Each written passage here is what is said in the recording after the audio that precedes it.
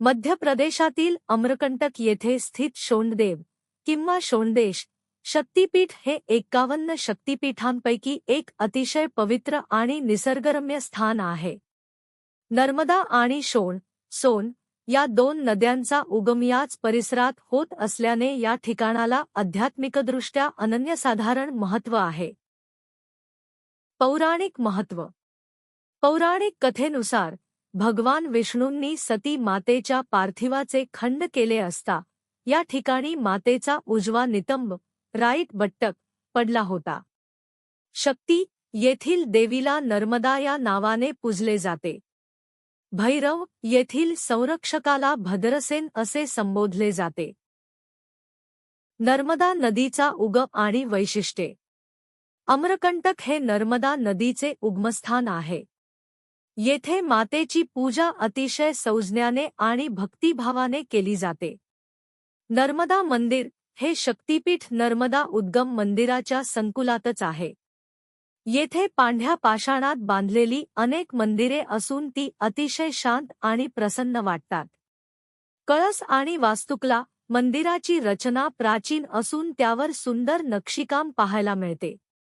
नर्मदा मातेची मूर्ती अतिशय सौम्य आणि शांत मुद्रेतील आहे. धार्मिक आणि आध्यात्मिक महत्त्व. मोक्षदायिनी नर्मदा. हिंदू धर्मात नर्मदेला रेवा असेही म्हणतात. असे मानले जाते की गंगेत स्नान केल्याने जे पुण्य मिळते ते केवळ नर्मदेच्या दर्शनाने प्राप्त होते. कलचुरी कालखंड. या परिसरातील काही मंदिरांचे बांधकाम 10व्या शतकातील कलचुरी महाराजांच्या काळात झाले आहे. निसर्गदत्त स्थान. हे ठिकाण मैकल पर्वत रांगांमध्ये वसलेले असून चहूबाजूला दाट जंगल आणि निसर्ग सौंदर्य आहे. जवळील प्रेक्षणीय स्थळे. नर्मदा कुंड, जिथून नर्मदा नदीचा मुख्य उगम होतो. माई की बगिया. असे मानले जाते की माता नर्मदा या ठिकाणी बालपणी खेळत असे. कपिलधारा आणि दुग्धधारा. नर्मदा नदीवर असलेले सुंदर धबधबे. प्राचीन कलचुरी मंदिरे.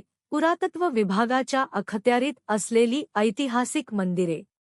प्रवासाची माहिती. स्थान अमरकंटक, जिल्हा अनूपपूर, मध्य प्रदेश. कसे पोहोचायचे? रेल्वे. पेंड्रा रोड.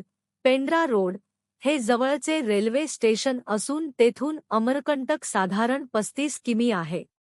रस्ता. जबलपूर, शहडोल आणि रेवा या शहरांपासून खाजगी बस किंवा टॅक्सीने येथे सहज पोहोचता येते.